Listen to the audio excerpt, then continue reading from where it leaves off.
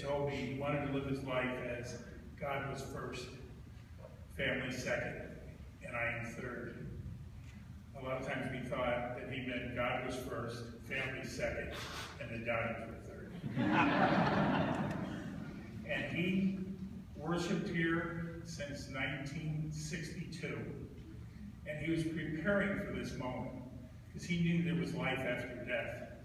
So I'm so happy today because he's with my mom now in paradise. And I really am really happy for him and my mom.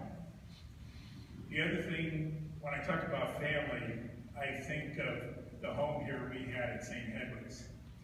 We went to school here, and my dad liked the fact that we were taught by the Irish Sisters of Charity, because they could keep those lamp boys in line. Actually, one of them is here today. She surprised me. They were from Dublin, Ireland, and they came here and they taught us. And Mary Grace was the saving grace because she never got in trouble with the nuns. And the other great thing was we had two great coaches. We had John Russell and we had Mr. Romo. And they kept us busy after school so we didn't get in trouble. We had some great basketball teams over the years. And I can't remember how many times I heard from my dad. He says, you know, I saw Rick Quinn the other day, and I mentioned that he hit the 2 winning free throws in 1967 when you guys won the St. Anthony's tournament. So he was uncanny with those types of things. And actually, 4 months ago, I said, you remember Don Alexander? And he says, oh, of course I remember him. He had the game-winning shot in 1970 at a modern-day tournament. And that was great. And I kind of walked out there, and because I remember Phil DeCastro and Scott Rome and us always shooting hoops until it got dark, and then we went home. So that was my dad's way of keeping us off the streets. And the Field of Dreams for the Lambs was the Los Alamitos Navy base. In the summer, we were there Monday through Saturday. My dad knew where we were because they were with him.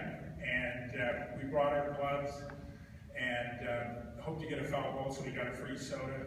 And my dad was always good for a nickel or a dime, because I wanted to get something. And I still remember one time I said, Dad, can I have a nickel? Because I want to get through 5 red wine liquors. And he says, you're nickel and diming me to death.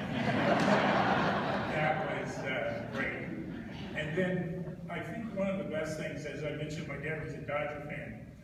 My brother Dennis, there was a dinner, and Tommy Lasorda was there.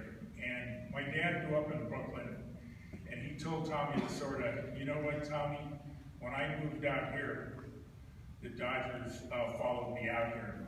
And Tommy upped to one, and he said, well, you know, Walt, if you're not a Dodger fan, there's a chance you may not get to heaven. And so he loved the fact that my dad bled Dodger blue. And Dad, in God's eyes, and everybody here, you lived a perfect life, and it was a complete game and a victory.